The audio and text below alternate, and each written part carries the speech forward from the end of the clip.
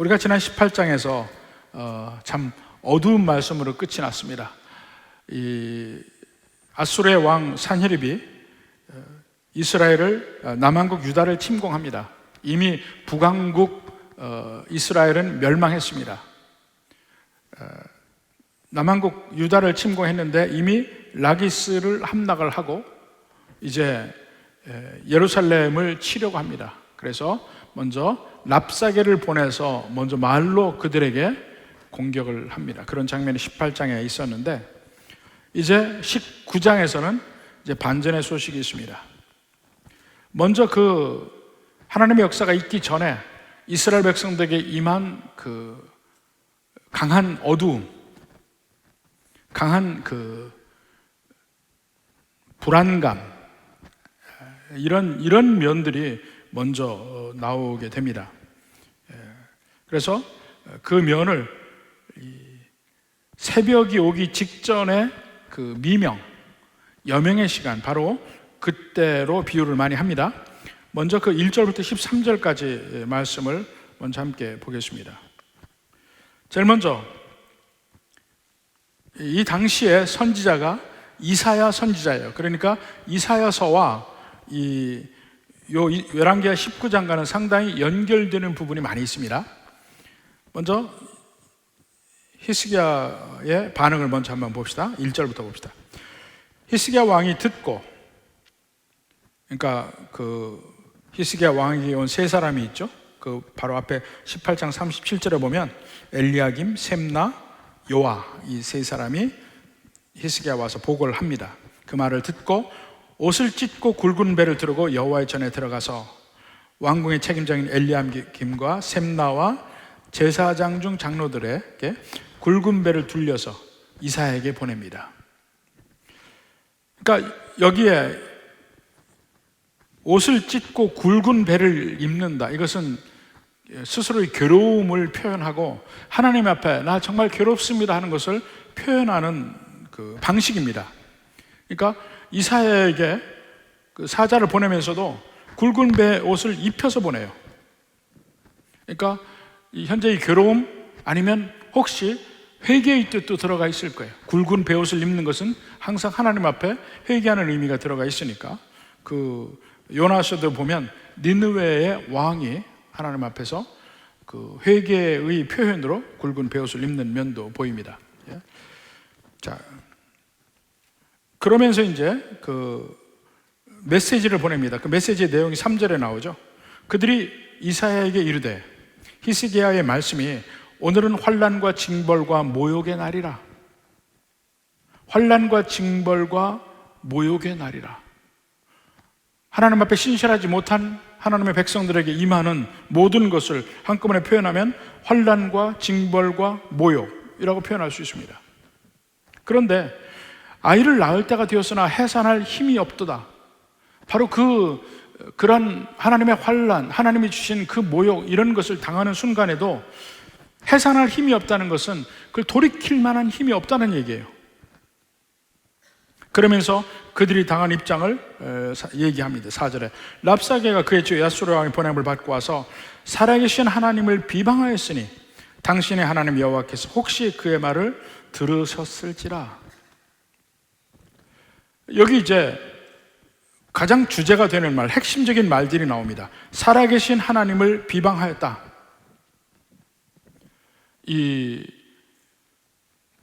우리가 법정에서 서로 양측에서 서로가 자기가 옳다고 주장을 할 때 정확하게 상대편의 잘못이 무엇인지를 정확하게 끄집어내서 얘기를 해야 됩니다. 서로 간에. 그래야 이길 수 있거든요.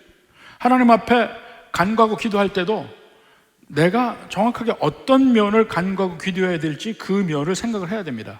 그리고 상대편은 무찌러 달라, 상대편에게서 나를 지켜달라고 할 때도 상대편의 잘못이 무엇인지를 명확하게 알 수 있어야 됩니다. 우리가 하나님 앞에 나가는 것은 그저 하나님 내 편 되십시오 하는 그런 기도가 아닙니다.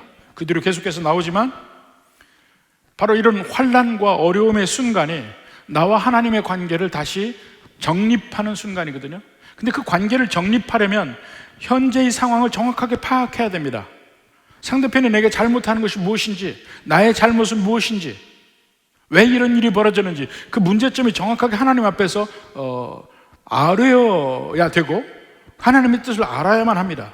여기서도 정확하게 말을 합니다.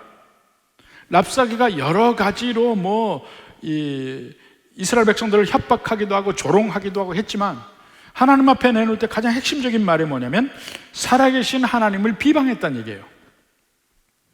그 얘기를 합니다. 근데 그 살아계신 하나님을 비방한 면이 성경에 다른 또 한 사람이 그런 일을 했습니다. 그게 누구냐면 골리앗이 그랬어요. 블레셋과 이스라엘 백성들이 서로 진을 치고 있으면서 앞에서 싸움을 도두는 자가 나옵니다. 그가 골리앗이었어요. 나와서 누구든지 나와 싸우자 하고 나올 때 아무도 나가지 못하죠. 그럴 때 이스라엘을 비방하고 이스라엘의 하나님을 비방합니다. 근데 다윗이 분해하는 면이 바로 그 면이에요. 사무엘상 17장 45절 봅시다. 다윗이 블레셋 사람에게 이르되 너는 칼과 창과 단창으로 내게 나아오거니와 나는 만군의 여호와의 이름 곧 네가 모욕하는 이스라엘 군대의 하나님의 이름으로 네게 나아가노라. 내가 모욕하는 하나님의 군대 이스라엘.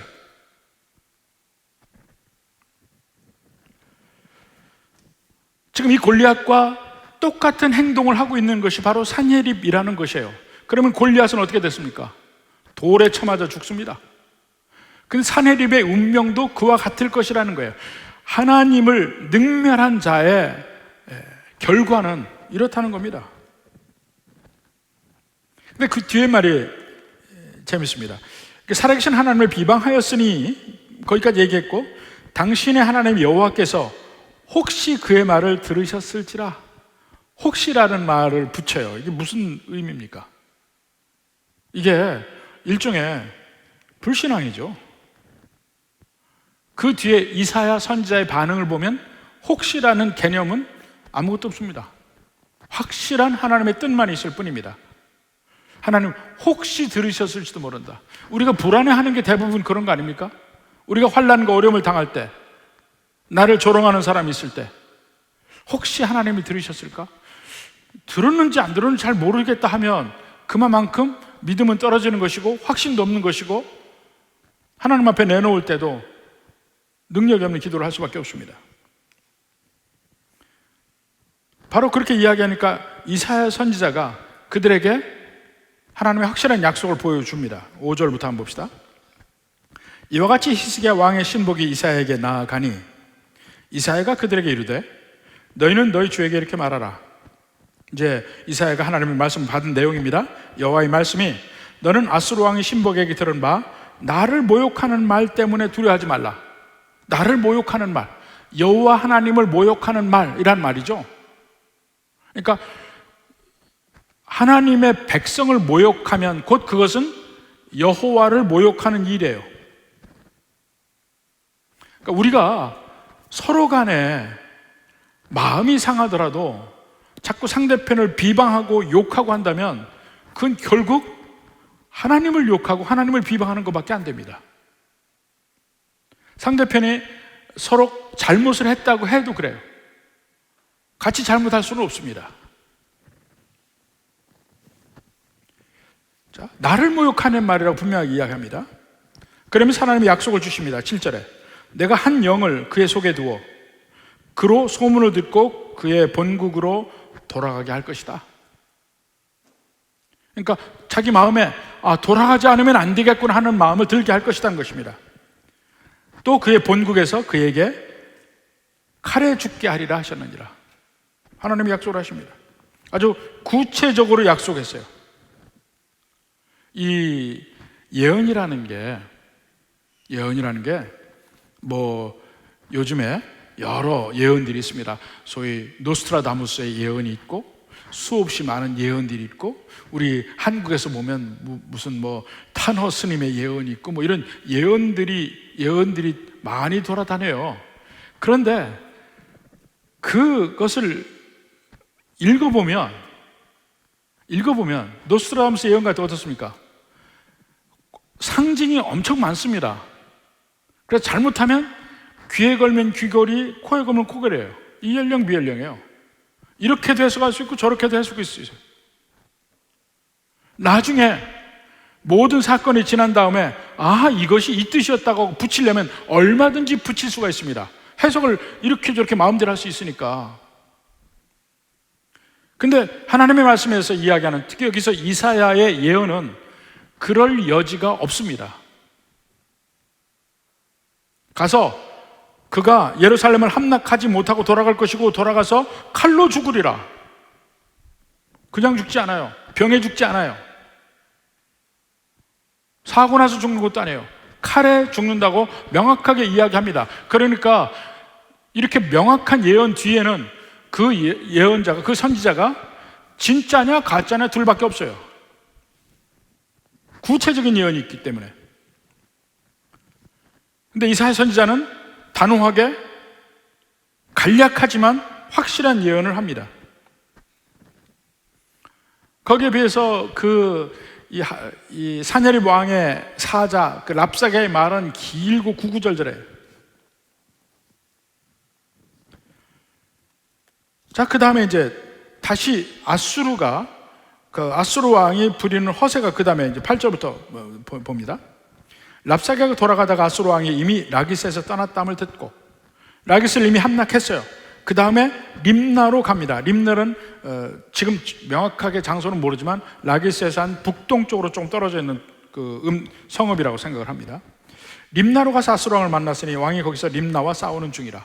그러니까 차례차례 사네립 왕은 하나씩 성을 함락하고 예루살렘 쪽으로 오고 있습니다.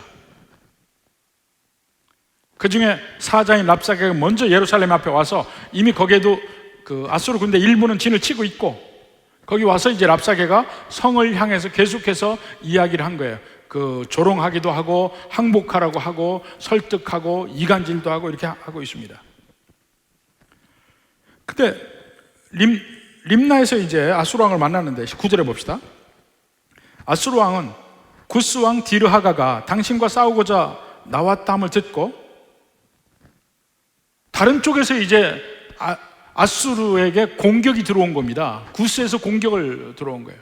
구스가 지금의 에티오피아 땅을 구스라고도 하고, 또 혹자는 아라비아 쪽에 어느 한 곳을 구스라고도 합니다만, 여하튼 아수르가 지금 다른 곳에서 공격을 받고 있어요. 그럴 때 공격받고 있으면 해군해야 될 가능성도 많이 있잖아요. 근데 혹시 해군할지 모르지만, 그러니까 마지막에 여기서 힘을 내서 여기서 모든 걸 끝이 내기를 원합니다. 그래서 히스기야에게 사자를 보내서 말을 합니다. 10절부터 너희는 유다의 왕 히스기야에게 이같이 말하 이르되 네가 믿는 네 하나님이 예루살렘을 아수르 왕의 손에서 넘기지 아니하겠다는 말을 속지 말라. 이미 이사야 선지자가 전한 하나님의 말씀이 이스라엘에도 퍼지고 상대편 아수르에게도 퍼진 것 같아요. 아수르 왕의 손에 예루살렘을 넘기지 않겠다는 약속의 말이 있습니다. 근데 그 말에 속지 말라. 그러면서 그 이유를 이야기합니다. 10절, 11절, 12절, 13절. 아수르의 여러 왕이 여러 나라에 행한 바 진멸한 일을 내가 들었나니 내가 어찌 구원 얻겠느냐. 그 전에 여러 왕들이 있습니다. 디글라필레셀 왕도 있고, 살마네셀, 그 뒤에 사르곤, 여러 아수르의 왕들이 쭉 있는데, 그들이 한 일을 보라. 그들이 계속 제국을 확장시켜가는 과정에서 수없이 많은 민족을 굴복시켰는데, 자 12절 봅시다. 내 조상들이 멸하신 여러 민족, 내 조상이라면 아수르 자기의 그 먼저 왕들을 얘기합니다.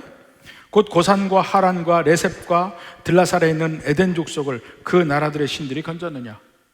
다 한 족속마다 신이 하나 있는데 그들이 다 멸망했다는 것은 그들의 신이 구하지 못했다는 얘기예요. 13절에 하마단과 아르밧 왕과 스발와임 성의 왕과 헤나와 아와의 왕들이 다 어디 있느냐.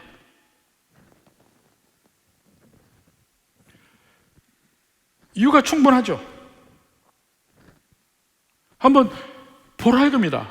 아수르 왕에게 굴복한 수많은 부족들을 봐라. 그 민족들은 다 자기들의 신 하나도 그들을 못 구했다. 그러니까 지금 하나님의 약속은 7절에 나왔어요. 이미 이사야 선지자를 통해서 약속을 했습니다. 그는 예루살렘을 함락하지 못하고 본국에 들어갈 텐데 본국에 돌아가서는 칼로 죽으리라. 약속의 말씀이 임했지만 상황은 하나도 변한 게 없어요. 그냥 그대로야. 아수르는 그냥 있고, 이미 아수르의 군대는 강성하고 그들은 예루살렘 성에 포위된 채 죽음을 기다리고 있고, 이런 일들이 계속됩니다. 하나님의 약속이 먼저 임할 때 대부분의 경우 보면 환경은 약속과는 다릅니다. 실제로 우리 주변의 환경을 보면 절망스러워요. 아수르 왕의 협박만 들립니다. 나를 대적하는 사람, 나를 죽이려고 하는 사람의 위협만 내게 보일 뿐이에요. 이런 일이 얼마든지 있습니다. 우리가 겪은 일 중에 대표적으로 얘기를 해보면, 법원에 판결이 나요.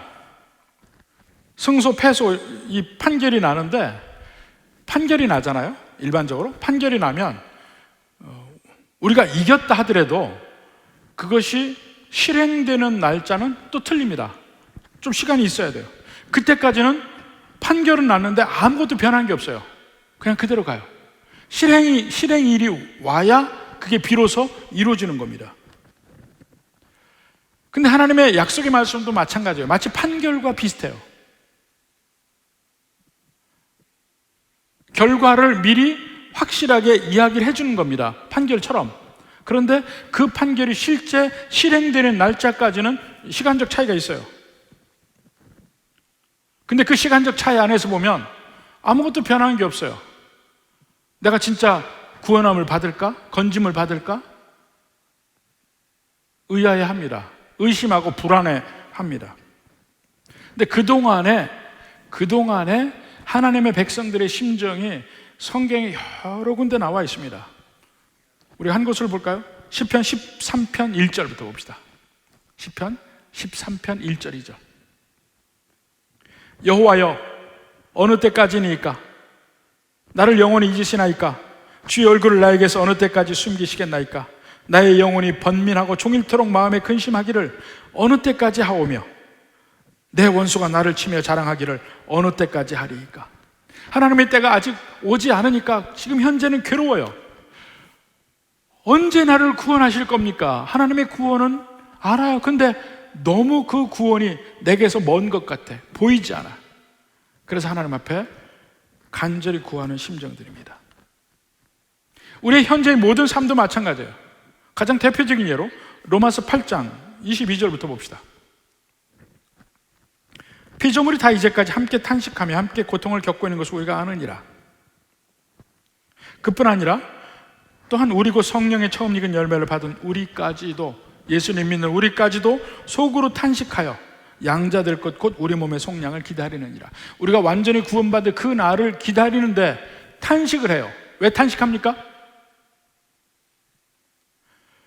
하나님의 약속은 너무 크고 좋은 것인데 그것이 이루어지지 않고 지금 기다려야 되니까 탄식하고, 거기에 비해서 현재 그 현실은 그 약속과는 너무나 다른 현실 속에 살고 있으니까 탄식하는 거예요. 근데 그 24절에 보면 우리가 소망으로 구원을 얻었음에, 구원이 현재적인 것이 아니라는 것입니다. 소망으로 구원을 얻었어요. 앞으로 올 것이라는 그 미래적인 면을 소망하는 면으로 구원을 얻었어요. 판결은 받았어요. 그러나 아직 그것이 실행되지는 않아요. 보이는 소망이 아니니 보는 것을 누가 바라리요? 믿음이란, 그 믿음이란 말 자체가 현재는 이루어지지 않고 있다는 얘기예요.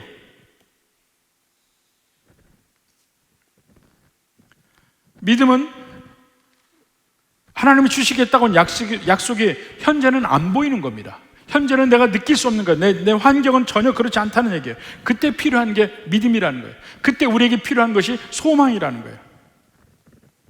그래서 25절 얘기하잖아요. 만에 우리가 보지 못하는 것을 바라면 참음으로 기다릴지는. 참아야 되는 겁니다. 믿음의 핵심은 참는 겁니다. 믿음이 실제 우리 삶에서 작동하고 있는 걸 보면 그건 참는 걸로 믿음이 표현되는 겁니다. 그러니까 하나님의 약속은 있어요. 근데 아수르 왕은 보라, 이제까지 내 선대 왕들부터 아수르에게 복속된 모든 그 패배한 부족들 다 보라. 그들의 신 다 어디 있느냐? 너희도 다를 게 뭐 있냐? 이런 얘기죠. 그러니까 그 말을 듣고 이제 히스기야가 기도합니다. 기도해요. 히스기야 유명한 기도가, 히스기야 기도는 두 가지예요. 여기 히스기야가 이 아수르의 사네립 왕의 공격 앞에서 하나님 앞에 기도하는 장면입니다. 자, 먼저 14절 여호와 앞에 나아갑니다. 히스기야가 사자의 손에서 편지를 받아보고, 그러니까 그 사자가 와서 말로 성문에다가 말한 것도 있고 실제 글로 써서 사자가 전해준 편지도 있는 겁니다. 그 사자의 손에서 편지를 받아보고 여호와의 성전에 올라가서 히스기야가 그 편지를 여호와 앞에 펴놨어요. 하나님, 저들이 이 편지를, 이 혼란스럽고 황망한 중에 히스기야는 마음을 정한 겁니다. 하나님 앞에 나아가기로. 그래서 하나님 앞에 이 편지를 내놨다는 건 뭡니까? 결국 자기 짐도 하나님 앞에 내놓은 거예요. 하나님 앞에 아뢰는 거예요. 내게는 가장 무거운 짐을 하나님 앞에 내놓은 겁니다. 성경에도 다르면 그런 말이 많이 있습니다. 빌립보서 4장 6절, 가장 대표적인 말. 아무것도 염려하지 말고 다만 모든 일에 기도와 간구로 너희 구할 것을 감사함으로 하나님께 아뢰라. 우리의 짐을 하나님께 아뢰라. 시편 55편 22절에도 내 짐을 여호와께 맡기라. 그가 너를 붙드시고 의인의 요동함을 영원히 허락하지 아니하시리로다. 의인이 왜 요동합니까? 불안할 때 요동하는 거예요. 불안하지 않게 하시리라. 마음을 붙드셔서. 우리가 문제가 있을 때 하나님 앞에 나아가는 것이, 이것이 바른 방법이기 때문에 하나님 앞에 나아가는 것도 있고, 또 다른 면에서는요, 다른 방법이 없어요. 다른 방법이 없어. 이 길밖에 없기 때문에 하나님 앞에 나는 거예요. 생각해 보세요. 우리가 참 가끔씩 참 정말 죄인이라고 느끼는 것이, 하나님을 의지하지 않아도 되는 다른 방법이 있으면 다 그 방법을 찾아갑니다. 다 해봐요. 그러다가 안 될 때 마지막에 하나님 앞에 무릎 꿇는 적이 너무나 자주 있습니다. 하나님 앞에 히스기야 왕이 나아가서 그 아수르 왕의 편지를 하나님께 드립니다. 하나님, 저들이 이렇습니다. 그리고 고백하고 기도합니다. 15절에 그 앞에서 히스기야가 기도하여 이르되 그룹들 위에 계신 이스라엘의 하나님. 여기 그룹이라는 것은 요즘에 영어로 그룹이 아니고 캐롭, 그 천사들의 이름이 스랍이라는 천사들이 있고 그룹이라는 천사들이 있어요. 이 그룹 천사들 얘기하는 겁니다. 그룹들 위에 계신 이스라엘의 하나님 여호와여, 주는 천하만국의 홀로 하나님이시라. 주께서 천지를 만드셨나이다. 이 하나님 앞에 나아가서 기도할 때 제일 먼저 필요한 게 뭐냐면 나와 하나님의 관계를 정립하는 겁니다. 언제나 나와 하나님의 관계가 어떤 관계라는 거예요. 내가 하나님 앞에 나오는데 그 하나님은 어떤 분이냐는 거예요. 그러니까 나의 고백이 필요해요. 그분이 어떤 분인지, 아니면 나에게 있어서 그분이 어떤 분인지, 이런 고백이 먼저 필요합니다. 이 고백이 정확해야 그 다음에 기도가 능력 있게 되고 방향이 잡힙니다. 먼저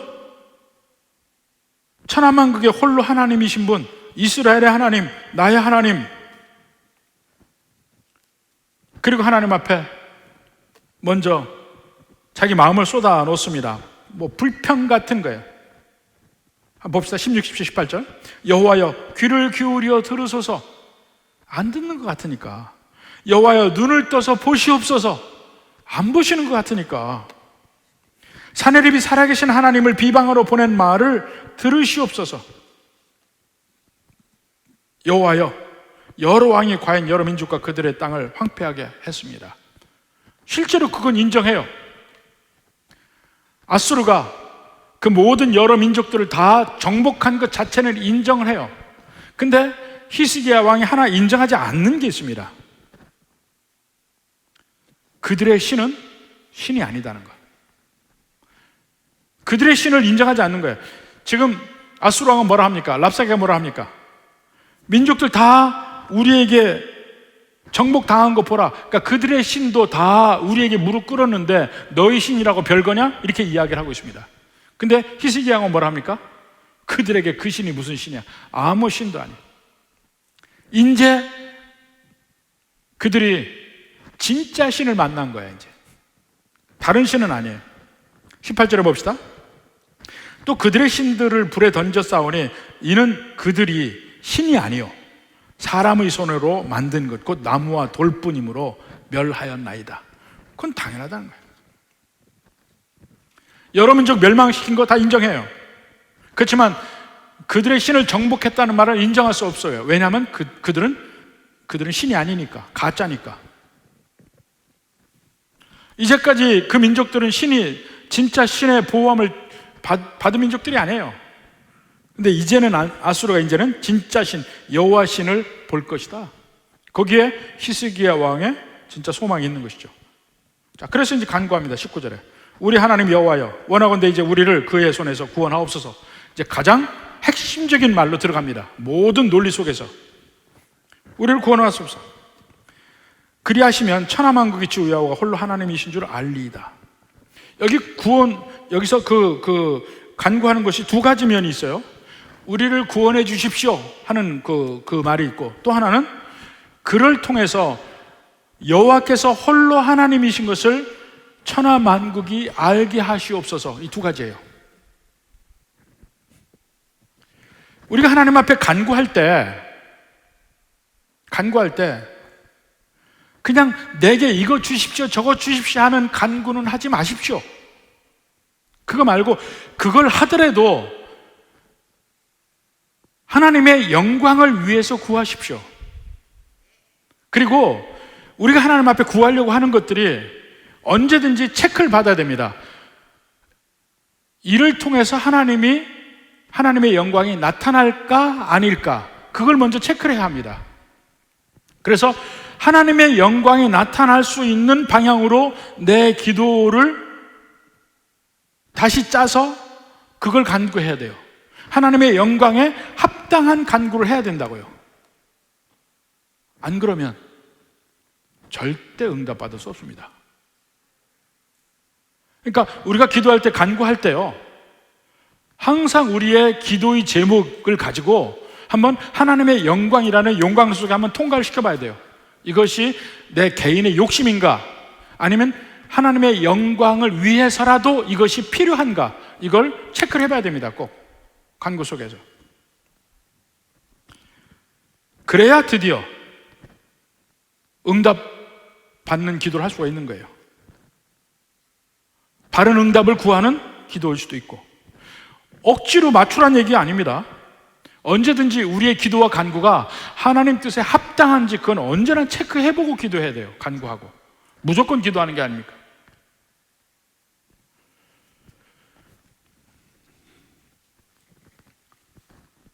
제가 제일 먼저 예수님 믿을 초기의 이야기입니다. 작은 유학생 교회였었는데, 지금 생각해도 그때 처음에 그 목사님이 별로였어요. 성도들 그렇게 사랑한 것 같지도 않고. 근데 새벽에 기도를 하는데 이제 교회 안에서 이제 문제가 생겼죠. 목사님하고도 문제가 생기고 이렇게 하니까 그 사모님이 기도를 하는 내용이 막 울면서 기도하는데, 기도의 내용이 들리잖아요, 우리 사모님께도. 근데 거기 기도가 뭐냐면, 하나님 우리를 보내실 때 이러려고 우리 보내셨습니까? 하나님 날 보내실 때는 우리한테 복 주신다고 하고 보내셨잖아요. 근데 어떻게 이러려고 보내셨습니까? 이런 기도를 해요. 저 그때 초신자였어요. 믿은 지 1년밖에 안 됐어요. 그런데도 저건 아니다 하는 생각이 들었어요. 왜 그런 줄 아세요? 그때는 그냥 느끼기만 했는데 지금은 명확하게 설명할 수 있습니다. 하나님의 영광에 맞춰서 내 기도가 맞는지를 체크를 해봐야 되잖아요. 그저 내 중심에 내 이익을 위한 기도만 한다면 그게 어떻게 하나님께서 기뻐 받으시는 기도가 되겠어요? 적어도 그런 생각했습니다. 그분이 우리 교회의 사모님이면 그 교회적인 관점에서 기도를 해야지 맨 자기 중심으로만 기도하네? 이렇게 생각을 했어요. 근데 우리의 모든 기도의 생활이 다 마찬가지입니다. 내가 뭔가 하나님 앞에 간구하고 기도할 때 언제나 하나님의 영광이라는 그 필터를 통해서 한번 체크를 해보세요. 이 기도가 합당한지 아닌지. 여러분의 자녀들을 위해서 기도할 때도 이 자녀 무조건 잘 되라고 지 말고 거기 하나님의 영광이 들어가야 된다니까요. 자녀가 잘 돼서 어떡하라고? 이 아이를 통해서 하나님의 영광 받으시는 뭔가가 있어야 잘 되게 달라는 간구도 합당할 거 아닙니까? 그것이 없이 무조건 잘 되라고 그래? 무조건 내 사업 잘 되게 해달라고 그래? 거기서 뭔가 하나님의 영광이 받으실 게 있어야 될 거 아니에요.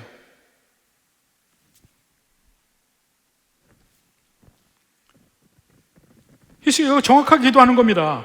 나를 구해내달라고 명확하게 이야기하면서도 이를 통해서 하나님의 영광이 나타나게 하옵소서. 이게 같이 들어가야 된다니까요. 그때 다시 이사야 선지자의 확약이 있습니다. 20절부터 34절까지인데 자 봅시다. 먼저 아수르의 교만에 대해서 먼저 이야기합니다. 20절부터 28절까지. 자 20절부터 봅시다.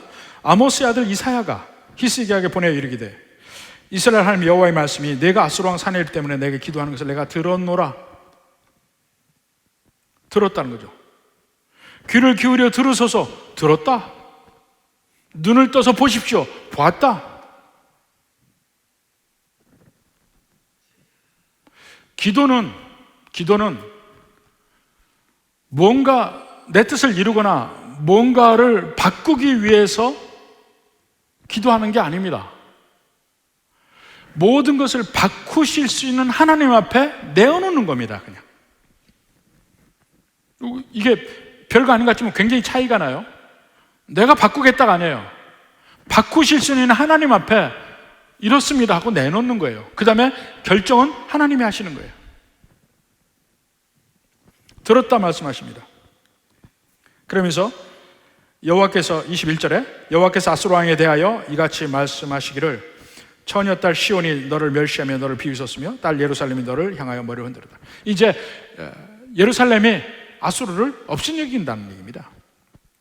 사네립의 죄를 그 다음부터 얘기합니다. 사네립에 대해서 이야기합니다. 22절부터 네가 누구를 꾸짖었으며 비방하였느냐? 누구를 향하여 소리를 높였으며 눈을 높이 뜨느냐? 지금 아수르 왕이 지금 교만했다는 얘기입니다. 스스로 높아졌다는 얘기입니다. 근데 누구를 향해서 그랬냐면 이스라엘의 거룩한 자에게 그리하였도다. 지금 하나님을 대적했다는 얘기입니다. 네가 사자를 통하여 주를 비방하여 이르기를. 지금 아수르 왕이 한 얘기의 핵심은 뭐냐면 너희 하나님 여호와는 너희를 구원할 능력이 없다. 그걸 얘기했거든요. 지금 네가 나를 비웃었어? 지금 하나님이 하시는 말씀이 표현하면 그겁니다. 그게 가장 큰 교만이죠. 하나님은 능력이 없다. 이게 교만이란 말입니다. 자, 23절 후반부부터 계속 사네립의 교만을 봅니다. 내가 많은 병거를 거느리고, 지금 나가 얼마나 많이 나오는지 보세요. 내가 많은 병거를 거느리고 여러 산 꼭대기에 올라가며 레바논 깊은 곳에 이르러 높은 백향목과 아름다운 잣나무를 베고 내가 가장 먼 곳에 들어가며 또 24절에 내가 땅을 파서 이방에 모으실 거 나의 발바닥으로 애굽의 모든 강들을 말려놓으라. 사실 요 포맷이 요렇게 그 전쟁에서 승리하는 그 면을 나타내는 요 표현이 이 산헤립 왕만 이야기하는 게 아닙니다. 그 전에 그 아수르의 왕들이 승리할 때도 비슷한 표현들이 같이 계속 나옵니다. 이런 표현을 똑같이 쓴 거예요. 아무도 나를 막지 못하리라. 내 선대도 막지 못한 것처럼 내 갈 길도 아무도 막지 못하리라. 내가 산을 다, 강을 다 내가 차지하리라. 뭐 이런 얘기입니다. 20세기 초에 영국에서 당시에 가장 크고 강력한 배 타이타닉호가 만들어졌습니다. 그때 뭐라고 했냐면, 하나님도 이 배를 침몰시킬지 못할 것이다 그랬어요. God himself could not sink this ship. 이래서 하나님도 이 배를 침몰시키지 못하리라. 첫 항해에서 침몰당했죠. 첫 항해. 여러 번도 아니에요. 이것이 인간의 강함과 인간의 교만의 결과입니다. 자, 산헤립이 이렇게 교만하게 이야기를 했어요. 그러니까 하나님이 답을 합니다. 25절부터 그의 무지함을 먼저 이야기해요. 내가 듣지 못하였느냐?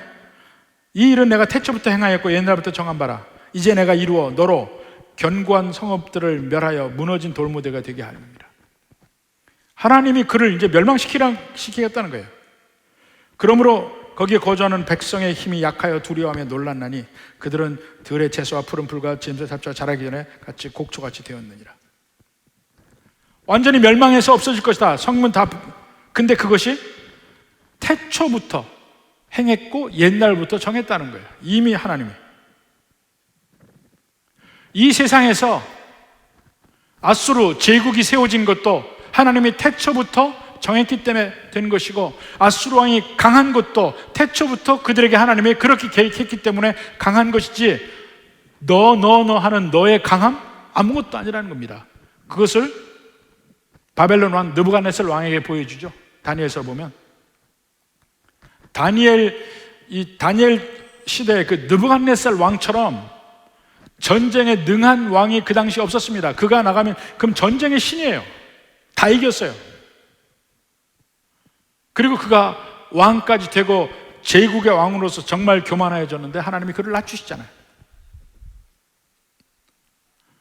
또 정한 때가 돼서 그를 또 높이시잖아요. 그때 느부갓네살 왕이 고백합니다. 천하에 여호와 하나님밖에 없다고. 여기서도 똑같이 이야기합니다. 네가 지금 강하게 보이는 것이 태초에 내가 그렇게 정했기 때문에 그런 거다 이겁니다.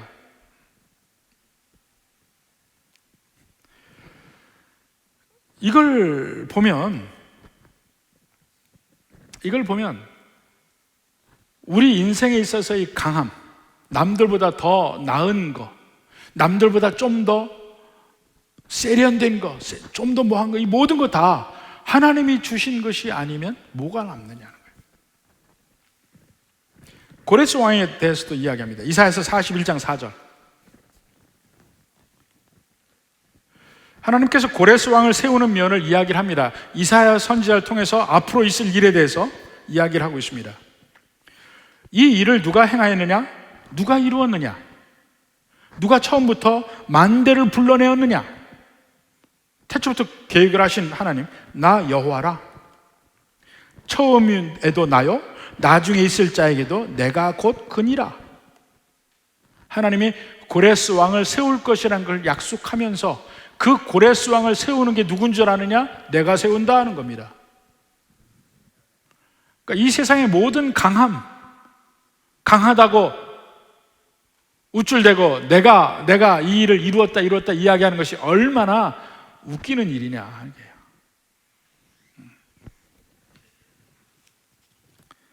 근데 참 희한하게도 세상에 강한 사람들은 이 사실을 모릅니다. 내가 강하다고 생각해. 내가 잘한다고 생각하고. 그러한 산헤립 왕의 교만을 하나님이 참지 아니하십니다. 27절, 28절. 내 거처와 내 출입과 내가 내게 향한 분노를 내가 다 아노니. 인간이 교만하다는 것은요, 그것이 곧 돌려 얘기하면 하나님에 대해서 분노하고 있다는 것이에요. 그 인간의 교만을 그렇게 표현합니다. 내가 내게 향한 분노와 내 교만한 말을 내 귀에 들렸도다. 그러므로 내가 갈코리를 내 귀에 꿰고 재갈을 내 입에 물려 너를 오던 길로 끌어 돌이키리라. 요 모양이요, 옛날에 아수르 왕들이 전쟁에서 승리할 때 포로들을 데리고 오던 방법입니다. 아수르에서 귀를 꿰고 재갈을 입에 물리고 짐승처럼 끌고 왔어요. 그 먼 길을. 너를 그렇게 하리라. 그걸 미리 정했다는 거예요. 25절에 내가 태초부터 행하였고 옛날부터 정한 바라. 그 사내립 왕의 교만에 대해서 이야기하고 그것을 깨부순다는 얘기를 했고, 그 다음에 이제 29절부터는 두려워 떨고 있는 예루살렘, 좌절하고 있는 예루살렘에게 향해서 하는 말들이 나옵니다. 두 사이클이에요. 먼저 29절부터 31절까지 봅니다. 또 내게 보일 징조가 이러하니 너희가 금년에는 스스로 자라나는 것을 먹고 내년에는 그것에서 난 것을 먹되 제3년에는 심고 거두며 포도원을 심고 그 열매를 먹으리라. 이게 무슨 말이냐면, 자, 금년에는 스스로 자라나는 것을 먹고, 무슨 얘기입니까? 파종하지 못한다는 얘기예요. 농사를 못 짓는다는 얘기입니다. 근데 농사를 못 질 때는 그냥 거기서 옛날에 뿌려졌던 씨앗이 자라나서 자라나는 거, 그것이 조금 있어요. 그거 먹고 살 거라는 얘기입니다. 그런데 금년뿐이 아니고 내년에도 그렇다는 얘기예요. 내년에 왜 그렇습니까? 1년에 2번 농사를 짓는데 가을에 씨를 뿌릴 수 있어야 내년에 거두죠. 근데 내년에도 못 거둔다는 얘기예요. 그럼 언제 되느냐? 내년 하반기에, 내년 가을에 심을 수 있어요. 그러면 내후년에 거두어서 먹을 수 있습니다. 그러니까 금년 내년까지는 조금 괴로워. 하나님 얘기하신 말씀이에요. 금년 내년까지는 괴로울 거야.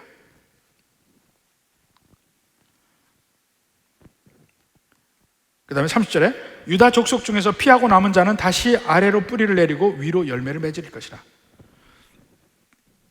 이때 힘들고 고통받고 많은 사람이 죽어요. 금년 내년 초까지, 내년 하반기까지도. 그렇게 고통을 받다가 살아남은 사람들은 살게 될 거예요. 살게 될 거예요. 31절에 남은 자는 예루살렘에서부터 나올 것이요 피하는 자는 시온 산에부터 나오리니 여호와 열심히 이 일을 이루리라. 지금 예루살렘 주변에는 아수르 군대들이 진치고 있습니다. 이제 림나도 함락하고 사내립 왕이 이제 단계적으로 대군을 몰고 예루살렘에 오면 드디어 이제 거기서부터 제대로 예루살렘을 공격해서 함락할 계획 속에 준비하고 있어요. 그런데 하나님이 하시는 말씀이 뭡니까? 그럴 일은 없다. 지금 당장 금년에도 내년 중반까지도 너는 적들의 공격 때문에 고통을 받고 죽는 사람도 있고 그럴 것이지만 함락당하지 않아. 내년 하반기 되면 그 모든 것이 다 풀리고 다시 심을 수 있어요. 모든 파종을 할 수 있고 할 수 있어요. 내후년에는 그 파종한 걸 먹을 거예요. 완전히 회복되는 것이 내후년이에요. 금년에 내년 중반까지는 지금 계속해서 괴로움을 당할 수밖에 없다는 얘기를 합니다. 자, 하나님이 약속하셨으면 그 일을 이루실 거잖아요. 이미 예루살렘은 함락되지 않을 것이고 그들은 승리할 거잖아요. 그런데 그럼에도 불구하고 아까 말씀드린 것처럼 금년, 내년 중반까지는 계속 괴로움 속에서 죽기 살기로 싸워야 돼요. 그 기간을 지나가야 됩니다. 그러면서 여기서 살아나는 건 정말 불가능할 것 같은데 하고 생각을 하는 거예요. 이게 전에 얘기를 제가 한번 하면, 우리가 교회 분쟁이 있을 때 마지막 순간까지 해결될 기미가 안 보였습니다. 해결될 기미가 안 보였는데 다 문제가 해결된 다음에 제가 이제 돌이켜보는 거예요. 언제가 터닝 포인트였을까 하는 걸 돌이켜봅니다. 돌이켜보면 그 터닝 포인트는 저는 어떻게 보냐면 2011년 2월로 봐요. 2011년 2월. 멀죠? 그때가 언제냐면 처음으로 우리가 가처분 소송에서 승리할 때입니다. 승소할 때예요. 그때부터 우리가 계속 이겼습니다. 그때부터. 근데 그때 우리 교회를 위해서 기도하는 분들이 많이 있었습니다. 우리 교회 안에도 있고 밖에도 있고 있었는데 그 2011년 2월 달에 그때 참 우리 제일 힘들었을 때 우리 가처분도 져서 막 용역이 들어왔죠. 본안도 져서 이거 본안에 이 2심에서 어떻게 될지 모르는 불안에 떨고 있을 때예요. 근데 가처분 처음에 진 것에 대해서 2011년 2월 달에 완전히 뒤바뀌고 우리가 완벽하게 승리하는 판결문이 나왔습니다. 그 판결문 근거로 해서 7월 달에 본안 2심에서 고등법원에서 우리가 또 승리하고 계속해서 그 다음부터 승리했어요. 근데 그 판결이 나기 며칠 전에 어느 기도하는 분이 제게 전화를 했어요. 목사님, 이번 승리로 다 끝났습니다. 저기 전화를 했었어요. 이번 승리로 다 끝났습니다. 승리했습니다. 걱정하지 마십시오. 진짜로 며칠 뒤에 승소했어요. 그들이 6년이나 싸웠어요. 그런데도 그 싸움은 이미 이긴 싸움의 마무리인 거예요. 우리는 앞이 보이지 않고 계속 싸우는데도 불구하고 이제 뒤돌아보면 그때 결정적인 터닝 포인트 이후로는 계속해서 하나님이 지켜주시고 계속해서 이길 수 있는 게 쭉 간 거예요. 근데 그때가 완전히 터닝 포인트였어요.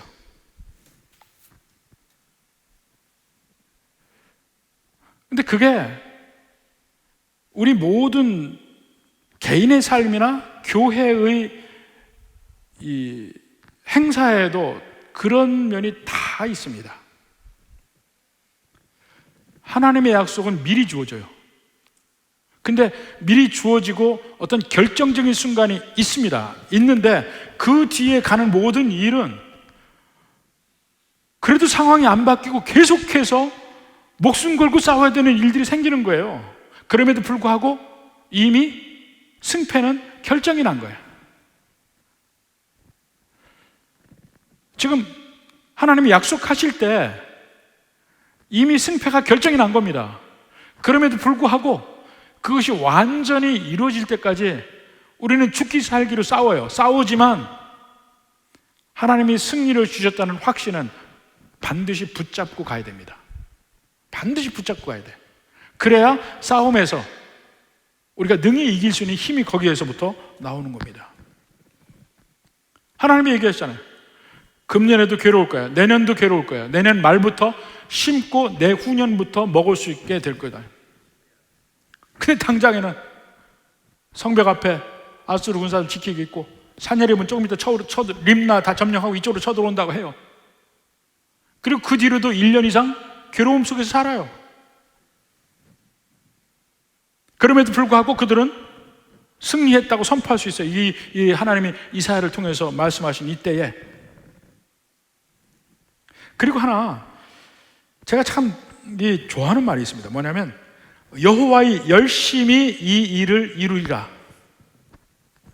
여호와의 열심히. 저는 이 말이 아니고서는 하나님이 우리에게 네가 이겼어. 내가 너로 승리하게 해줄게. 하실 때는 하나님 말만 하면 그냥 핑핑핑 되는 줄 알았어요. 근데 하나님이 그때부터 열심으로 일을 하신다는 거예요. 전능하다고 하는 면이 힘이 하나도 안 든다는 면은 아닌 것 같아요. 하나님의 전능하심이 손가락으로 이렇게 한다는 의미는 아니고 적극적으로 일을 해서 이루신다는 면이 있어요. 그 면을 한번, 성경에 그 비슷한 면이 한번 있으니까 제가 한번 소개를 해드리겠습니다. 룻기에 보면 이 베들레헴 사람 나오미가 남편을 따라서 모압에 갔다가 남편 죽고 아들 죽고 다 죽고 다시 정말 실패한 가운데 베들레헴으로 돌아오잖아요. 근데 모압 여인 룻이 둘째 며느리가 따라옵니다. 그래서 룻을 위해서 기업 물을 자를 찾는데 그 사람이 보아스였어요. 그래서 룻을 잘 단장시켜서 보아스가 타작마당에서 잘 때 그 옆에 룻을 들여보냅니다. 자다가 깨고 보아스가 자초지종을 듣죠. 당신은 우리의 기업 물을 자라, 우리 시어머니가 나를 여기 보냈습니다. 다 이야기할 때 보아스가 어떻게 합니까? 나보다 더 먼저 순위에 기업 물을 자가 있으니까 내가 그 사람에게 이야기해서 그 사람으로 하여금 기업 물으는 그 일을 하게 하고, 그가 안 하면 그 다음에 내가 반드시 할 것이다 하고 이야기를 하고 룻에게 곡식도 많이 주어서 보냅니다. 그럴 때 나오미가 그 말을 룻에게서 듣고 하는 말이에요. 한번 봅시다. 룻기 3장 18절.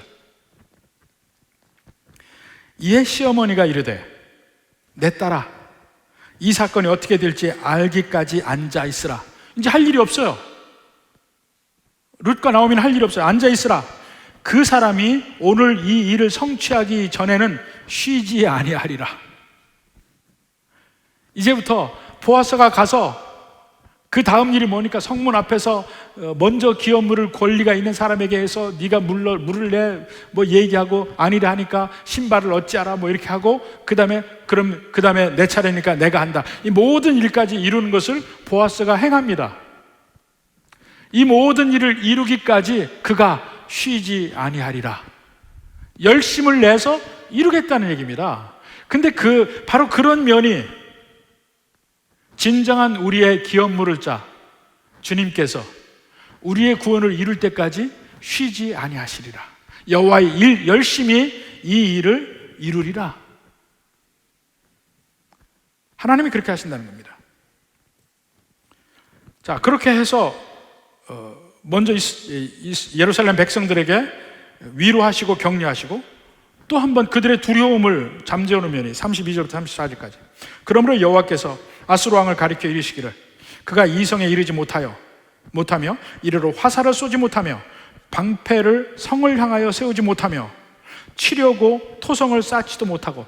옛날에는요 전부 성을 치려면은 이 토성을 쌓아서 이 성벽까지 다다르게 해서 걸어서 쳐들어왔습니다. 그 토성을 못 산다는 거예요. 공격을 못할 거라는 거예요. 오던 길로 돌아가고 이성에 이르지 못하리라. 명확하게 하나님이 그 한계를 이야기합니다. 이 성 공격 못해.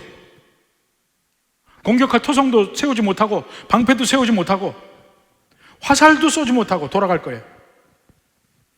34절에 내가 나와 나의 종 다윗을 위하여 이 성을 보호하여 구원하리라. 나를 위하여, 나의 종 다윗을 위하여. 이게 언제나 함께 가는 겁니다. 하나님 저를 위하여, 또 저의 하나님이신 여호와를 위하여. 이게 간구에 꼭 거기 같이 들어가야 됩니다. 새 다윗이 있을 때까지 다윗의 언약이 계속되는 걸 봅니다. 이 하나님이 불안에 떨고 있는 예루살렘 백성들에게 두 번에 걸쳐서 격려합니다. 사내들이 못 쳐들어올 거야. 너희는 지금 당장 힘들지만 조금 있으면 점차적으로 나아져서 내후년에는 평화를 완전히 되찾을 거야. 또 아직도 불안해요. 그가 절대로 예루살렘에 화살 못 쏴. 성을 공격하지도 못하고 돌아갈 거예요. 격려를 합니다. 그러니까 우리가 하나님 말씀에서도요, 뭐 복음을 이야기할 때 그 죄를 이야기하고 회개하라 이야기하는 면도 있지만 하나님의 백성들의 삶 속에 이렇게 격려하는 면도 꼭 들어가야 하는 거예요. 여러분이 지금 삶에서 힘들고 어려운 때 있다 할 때 하나님의 격려의 말씀이 들려야 합니다. 지금 예루살렘 속에서 괴로움당하고 두려워하고 하는 그 백성들이 하나님이 격려하듯이 여러분의 실제 삶에서도 하나님의 격려함을 말씀 속에서 계속 들을 수 있기를 주님의 이름으로 축원합니다. 드디어 마지막 결과가 나옵니다. 35절에 이 밤에 여호와의 사자가 나와서 아수르 진영에서 군사 18만 5천 명을 친지라. 18만 5천 명이 이제 드디어 사내립이 예루살렘을 치러 왔는데 18만 5천 명이 하루 저녁에 여호와의 사자가 다 죽였다는 얘기입니다. 아침에 일찍 일어나 보니 다 송장이 되었더라. 이 송장이란 말까지 나오는데 아수르 왕 사내립이 떠나 돌아가서 니느웨에 거주하더니 그가 그의 신 니스루그 신전에서 경배할 때 암살당합니다. 근데 그것이 언제냐면 예루살렘을 함락시키지 못하고 18만 5천 명이 죽은 다음에 돌아가서 20년 뒤에요. 20년 뒤에 죽은 일입니다. 근데 그 일을 굳이 써놓은 것은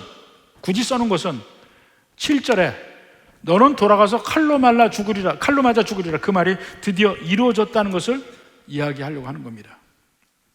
근데 이 말을 보고 수없이 많은 사람들이 야, 어떻게 하나님이 인간을 하루 저녁에 18만 5천을 죽이냐, 이거는 본문이 아닐 것이다, 이렇게 말들을 많이 합니다. 근거도 없이. 근데 고고학에서 보면요, 사실 이 19장 전체에서도 보면 하나님의 약속대로 이루어진 거잖아요. 그런 면에서도 인정할 수 있지만 고고학적으로도 보면 이 아수르의 모든 역사 기록들이 있습니다. 근데 아수르에 보면 역사 기록에서 이스라엘 백성들의 아수르의 왕들의 패배는 하나도 기록되지 않아요. 그러니까 예루살렘에서 패배했다는 말은 하나도 기록이 안 돼 있어요. 그렇다고 해서 그 역사적으로 이루어지지 않느냐, 한번 생각을 해보십시오. 사내립이 이 유다를 쳤다는 기록이 있어요. 그리고 그 중에 가장 두드러지게 나온 게 뭐냐면 라기스를 쳐서 함락시킨 기록이 나옵니다. 그리고 그 발굴을 해보니까 그 아수르 궁전에 큰 전의 벽 전체가 부조로 라기스 함락의 장면이 나와요. 사내립 왕이 라기스 함락했던 장면이 큰 부조로 나와요. 근데 예루살렘에 대해서는 한마디도 안 나와요. 이상하지 않아요? 라기스는 예루살렘에 비해서 아무것도 아닌 도시예요. 근데 그 라기스 함락은 그렇게 엄청나게 크게 부각하는 이유가 뭘까요? 그 사내립 왕의 예루살렘에서의 패배를 감추기 위한 것입니다. 그렇지만 정직한 것은 예루살렘을 함락하지 못했으니까 예루살렘에 대한 이야기는 전혀 하지 않아요. 전혀 언급이 없어요. 그래서 그가 예루살렘을 함락하지 못하고 완전히 엄청난 패배를 하고 돌아온 것이라는 걸 거꾸로 증명하는 것입니다. 라기스 승리는 부조가 그렇게 한 면에 있을 정도로 다 있는데, 이렇게 해서 하나님의 역사가 히스기야 왕 때 있었던 일들을 우리가 볼 수가 있습니다. 여기서 보면 하나님의 백성을 누가 괴롭히면 그것은 하나님의 백성을 괴롭히는 것뿐만 아니고 하나님을 대적하는 일이라는 것, 그걸 다시 한번 여러분 꼭 아시고, 아무리 서로 간에 믿는 백성끼리 괴로운 일이 있다 하더라도 상대편을 욕하거나 괴롭히거나 겉으로나 은밀하게나 공격하지 마십시오. 하나님을 대적하는 일이 됩니다. 하나님을 업신여기거나 하나님을 망령되이 일컫거나 욕하거나 이러지 마십시오. 또 밤중에 여러분 찾아갈지 모릅니다. 부디 하나님의 이런 은혜가 여러분에게 충만하기를 주님의 이름으로 축원합니다.